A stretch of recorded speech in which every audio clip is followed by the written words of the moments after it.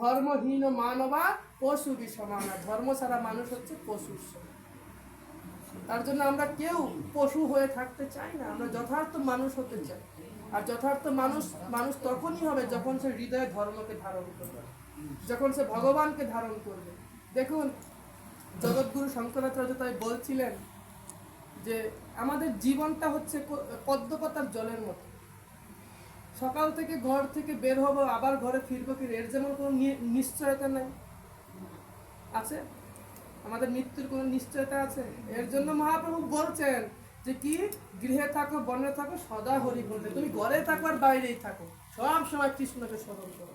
হ্যাঁ, আর কি বলছেন যে খাইতে বইতে শুইতে শয়নে, কি শয়নে কি স্বপনে কিবা জাগরণে অহর্নিশি চিন্ত কৃষ্ণ বলা হবে।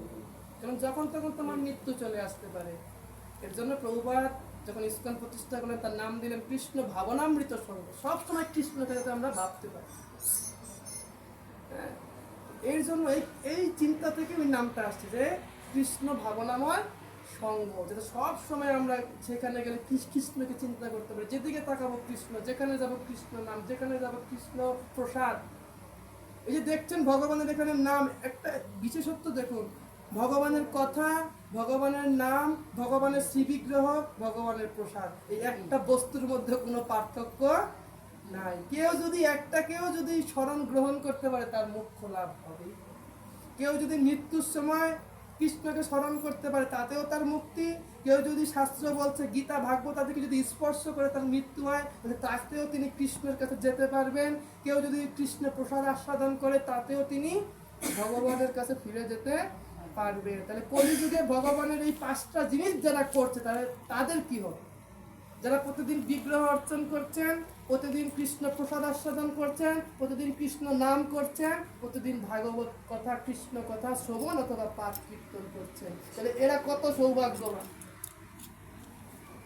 যমরাজ শুধু বললেন কি, যে যার গলে তুলসী আর কপালে তিলক রয়েছে তাদেরকে দর্শন করা মাত্র এদেরকে পরিত্যাগ করো। তাহলে এতটুকু যোগ্যতা যদি তার থেকে যমরাজ চলে যেতে পারে, তাহলে যে এই সব কর্মগুলো করছে, ভগবানের সেবায় সম্পূর্ণরূপে যুক্ত রয়েছে, তাহলে তাদের কি হবে চিন্তা করেন। তাহলে এই কথা চিন্তা করে আমাদের বেশি বেশি ভগবানের সেবায় যুক্ত হওয়া উচিত। আমরা এই যে প্রতিদিন জপ করছি, যারা ভক্তরা আছেন, যারা দীক্ষিত ভক্ত রয়েছেন, দেখুন সেবাটা করেন বেশি করে। যেখানে কৃষ্ণ সেবা পাবেন, কৃষ্ণ সেবায় যুক্ত হন। ঘরের সংসারের সেবা করবেন, ওটা বিফল ছাড়া কখনো কোনো কাজে আসবে। কিন্তু ভগবানের সেবা করবেন, এই জন্মে না হোক জন্মান্তরে সেই সেবাটা থেকে যাবে। আমরা অনেকে চিন্তা করি মৃত্যুর পর গোলক ধামে যাব, বৈকুণ্ঠে যাব, কিন্তু বৈকুণ্ঠে গিয়ে কি করব? সেখানে তো আমাদের একটা সেবায় যুক্ত থাকতে হবে। সেই সেবায় যদি যুক্ত থাকতে চাই, তাহলে এই জগৎ থেকে সেবা নিয়ে যেতে হবে যে আমি ভগবানের এই সেবায় যুক্ত। আমি মৃত্যুর পরে ওই গোপীদের পদরেণু আকাঙ্ক্ষা করে তাদের আন্ডারে থেকে যাতে আমি ভগবান রাধা গোবিন্দের সেই নিত্য নীলায় সেই সেবা যাতে যুক্ত থাকতে পারি। এটা হচ্ছে গোপী ভাব, এটা হচ্ছে গোপী প্রেম, এটাই হচ্ছে মঞ্জুরির ভাব। কিন্তু আমরা ভক্ত হয়ে গেছি, দীক্ষা নিয়েছি, খালি ওই প্রসাদ খাই সকালে বিকালে রাতে, এটাই মনে করছি ভক্তি। সেবার বেলায় কেউ নাই। এই যে প্রতিদিন নাম জপ করছি, হরে কৃষ্ণ কৃষ্ণ কৃষ্ণ হরে হরে, হরে রাম রাম রাম হরে, এখানে কি চাচ্ছি এটাই তো আমরা উপলব্ধি করতে পারছি না। এখানে বলছি হে কৃষ্ণ হে রাম হে রাধে, হরে মানে রাধে, কৃপা করে আমাকে তোমার ভক্তিযুক্ত সেবায় যুক্ত করো, আমাকে তোমার সেবা দান করো।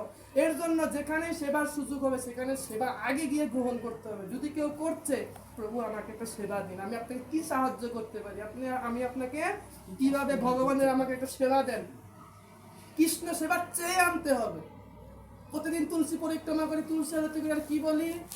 হ্যাঁ না, তুলসী মহারানীকে বলছি যে ব্রজে রাধা কৃষ্ণ সেবা পাবো এই অভিলাষে। তাহলে আমি অভিলাষ করছি যে সেই ব্রজের রাধা গোবিন্দের সেবা, অথচ আমি সেবা করতে চাই না। আমরা ভক্ত।